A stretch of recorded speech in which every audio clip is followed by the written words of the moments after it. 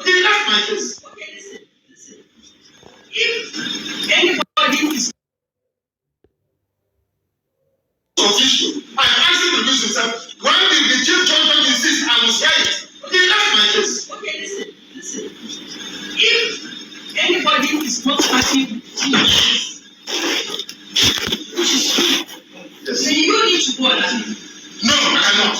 Because I have a godfather. You have released yourself. I have a godfather. Anybody who disagrees with this order of God, go to appeal court. That's what you tell me all the time. You are from official. You cannot preside over this case number again. Not in this life. You cannot. Not now, not tomorrow, not ever. I don't know here cannot force this court to preside on my case. You cannot. Not today, not till forever. You are recused and you stand recused. Tell the chief judge, now the guy said, go on appeal. I recused him from my case. The state recused Justice Adenoma from my case. I did not insist Adenoma must hear my case. I never insisted. So why must you insist to hear my case? I don't want you in my case. I don't need you in my case. You are biased. You cannot be in my case. I don't know what you do the right thing. A chairman of one of Benjamin's constitution is impropriety. Nowhere in the world such nonsense law. You cannot be hobnobbing with lawyers, hobnobbing with justices, and you're proceeding a case. It's shameful. Absolutely shameful. Shameful. This is not a court of law. This is a shrine to injustice. And I will not subject myself to it. You stand recused and you must take my case. You cannot buy me. I'm in certain time, I simply apply for a legal trial for defendant. This man is not paying attention. There is an order of recusal, and he's a senior advocate for goodness sake. There is an order of recusal. Is that not the rule of law? The law says if you disagree with this, you go and appeal. You are a grown-up man. Because of 300 million, you are behaving like a child. Go and appeal. Because of money. Because of money that pay you from ATM office, you are here standing and smoking evil. Because of money. A grown-up man like you say you are going to behave like a man of honor. The rule of law says you go and appeal. His lordship did that you go and apply my case. Not on this planet Earth, I'm telling you that now. So stop wasting your time. Look at my guys, as I said, the issue of the past that the defendant has indicated that he will not make a formal application. I apply that the Washington was a 70 days for hearing. But you're not where this is. You're not where I'm telling you. This is what I'm talking. This is an order of God. An order of God says Justice Beta Yako is recused. An order of God. Order she made as an order. The same Chief Justice writing the stupid memo he's writing. I recused him. He was Pontus official. He sat on appeal. I took him to the agency. I recused him. Why did he not say I must sit on the case? Why in the case of his lordship is he insisting? He wants to embarrass her. He wants to embarrass your lordship by asking her to come and sit on this case. Is that what you're saying? There's an order. Give it to him. He doesn't have it. Give him an order of court. It's an order of court. Give it to him. He doesn't have it. An order. Give him. He doesn't have it. It's an order of court. I take your permission. It's an order of court. I ask your permission to address you. But let me tell the defendant that in everything now, there's need for wisdom. And wisdom is very important in this matter. It is not right for you to be insulting the teacher. If you insult yourself, I will insult you. If you have no respect for yourself, I will insult you. Because people are telling the law, when it comes to Nnamdi Kanu, you turn the law upside down. The law says one thing. If the law says this paper is white, when I go to court, they say it's black. When I say it's black, they say it's white. Is that law? And as you see, the of Nigeria, is that law? The memo from Chief Judge is memo from Chief Judge sufficient to set aside as a court order? Yes, there is no. Why do you want to change the law in my own case? His lordship, Justice Linton, you stand recused in my case. Cannot tell me. Why don't you get it?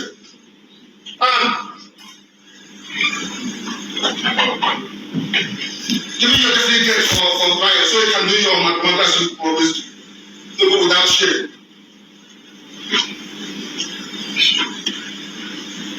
I have here before me for the benefit of Chief because it says she doesn't know the law. So I will tell you, this is national judicial policy of this country. Please give them a copy each. National judicial policy of Nigeria, national judicial policy. I will tell you what it says. Because you don't know, I will tell you. Talking about member from the Chief Judge of the High Court. Judicial policy of Nigeria, 1C, I'm reading.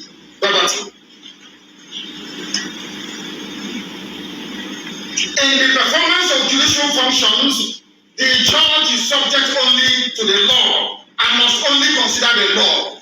The rule of law in every common law jurisdiction in the world is that once an order of court is entered, the only way to set aside is by going on an appeal. That's the rule of law. So the senior advocate, you don't know. I will go to see. A judge must not take or attempt to take orders or instructions of any kind from anyone, even the chief judge, from anybody that may influence his decisions in the performance of judicial function. It means that his lordship having entered an order of court, a decision between myself and her. And they get other options where they can create other seaports. Why must everything land and come through Lagos? You know, think about it. Lagos is actually slowing Nigeria down. Because imagine if we get other ports, like maybe we get the Delta State ports, may take care of all those eastern region. Say, container land for Delta States. The people that they are Anambra who can carry from Delta State ports. People that they are Enugu and all those neighboring states where the Anambra side for that region who can carry from Delta States. It could make things actually cheaper. Calabar Seaport is not working. Can you tell me why it's not working? It's a seaport. Used by the colonial masters. Why is it not working today? How about Iguacha Seaport? Why is it not being used? Why not worry?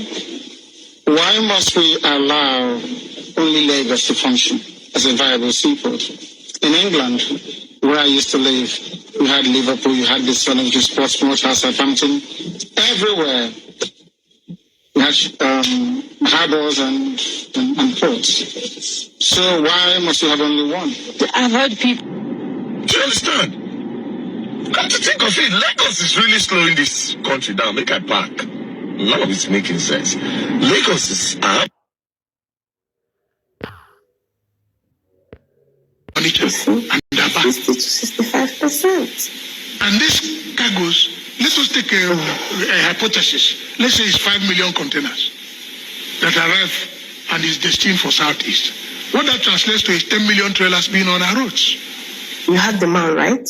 60 to 65% of cargo containers cleared in Lagos end up in Onitsha and Aba. 99% of those cleared at One Airport also find their way to Aba and Onitsha. Even 80% of those cargo containers that are offloaded in Lagos are owned by Igbo importers. This is a report by National Inland Water Authorities, NIWA, which was carried by national dailies in the country. Almost 65% of cargo containers cleared in Lagos port don't even remain in Lagos. They end up in Onitsha or Aba, the commercial heartbeat of Igbo land. It doesn't end there. Even One in River State, about 99% of goods cleared there find their way to Aba or Onitsha. Who owns these goods? Igbos. In fact, over 80% of cargo containers coming into Lagos are owned by Igbo importers. So let's say this truth plainly. Many Igbos are not stuck in Lagos because they love Lagos traffic, they love the stress, or they love the expensive lifestyle.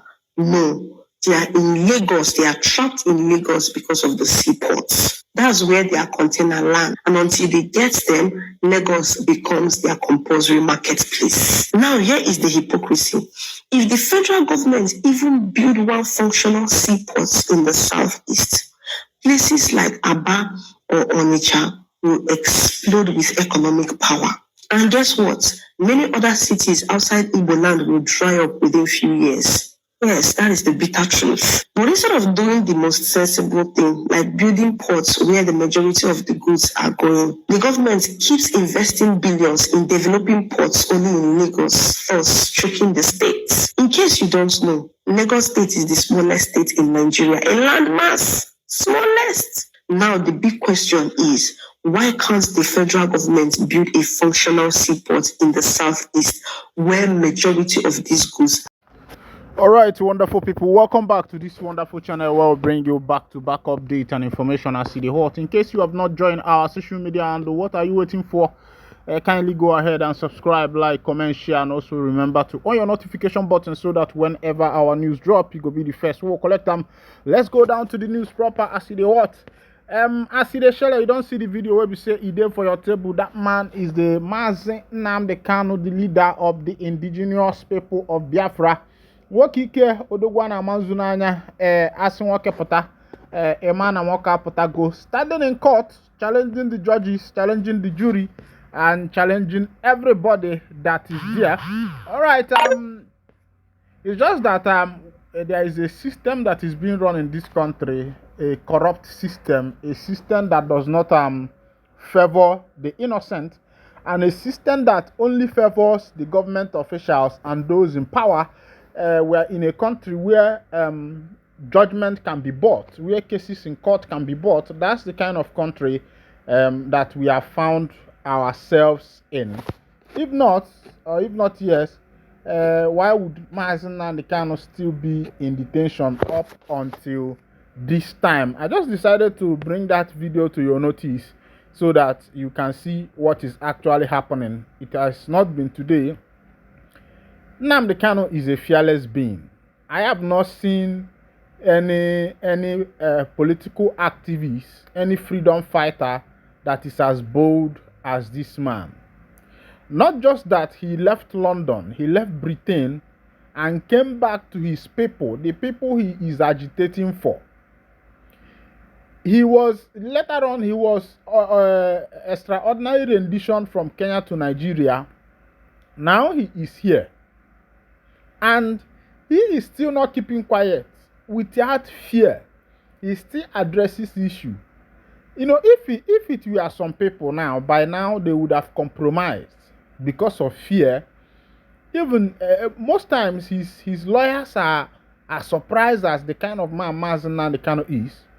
And I am telling you, this country called NIG does not fit a man like Mazi Nnamdi Kanu because he's no coward.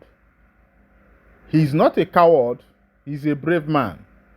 He's a strong man. He's a man of strength. He's a man who knows his onion. He's a man who knows what he wants. He's a man who knows what he is doing. He is not here to make anybody to feel happy. He is not here to make everybody to feel all right. But he is a man of his own. He is a man that have come out to stand for the deliverance of his people, and he has maintained that.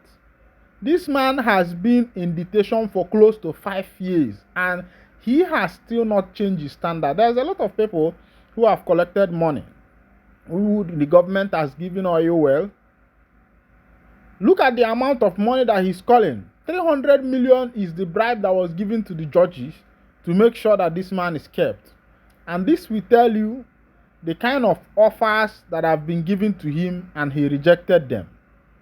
This will help you understand the offers that has been placed on this man's table, and yet he rejected all the offers. He let all these offers go because he loved his nation. All right, let's go down to what is happening in Anambra State. Recently, Senator Uche Ekwunife has accused Governor Chukwuma Soludo's wife of having an affair with the former governor of Anambra State, Mbadinuju. Oh, wow. Man, all these people have been there, and they have been there since. They know what they are talking about. But I think this particular accusation has not yet been proven.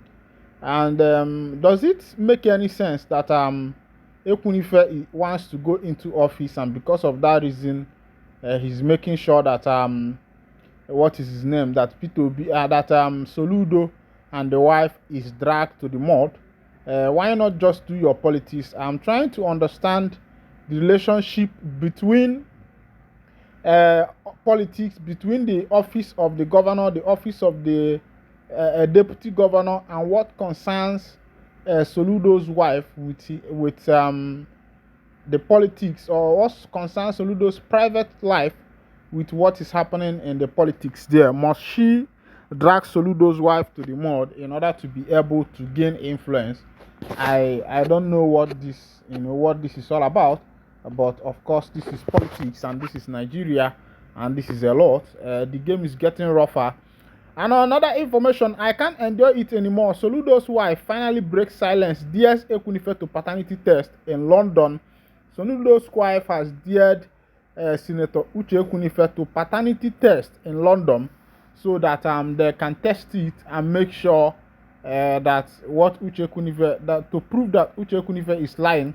Soludo's wife said that she married the husband as a virgin and she has not known any other man. All right, this is where I'll be winding down the curtain. And if this is your first time of joining us, kindly go ahead and subscribe, like, comment, and share. Thank you for listening. God bless you.